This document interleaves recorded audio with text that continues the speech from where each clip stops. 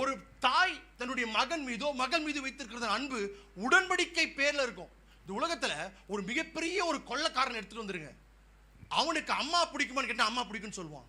அப்படி இருக்கிற பட்சத்துல உன்னை தேவன் உடன்படிக்கை செய்தது நிமித்தமாக, கல்வாரி சிலுவையில ரத்தத்தின் மூலமாக உடன்படிக்கை செய்தது நிமித்தமாக நீங்க ஒண்ணு விசுவாசிக்கலாம். நான் போற பாதை எனக்கு தெரியாதுதான், நான் போற பாதை எனக்கு புரியாதுதான். ஒரு குருடனை போலதான் இயேசு கிறிஸ்துவை விசுவாசித்து என்னுடைய வாழ்க்கையின் ஓட்டத்தை நான் ஓடிக்கொண்டிருக்கிறேன். எனக்கு என்ன நடக்க போகிறது, எப்படிப்பட்ட ஒரு சூழலை தேவன் நடத்த போறான்றது எனக்கு ஒன்றுமே புரியாத ஒரு நிலைமை காணப்பட்டாலும் என்னுடைய கையை பிடிச்சு என்னை வழிநடத்துறது யார் தெரியுமா? என்னுடைய ஆண்டவராகிய இயேசு கிறிஸ்து.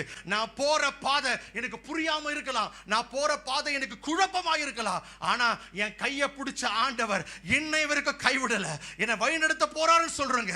கரங்களை தட்டி என் ஆண்டவர் என்னை வழிநடத்த போகிறார், என்னை ஆண்டவர் நடத்த போகிறார்.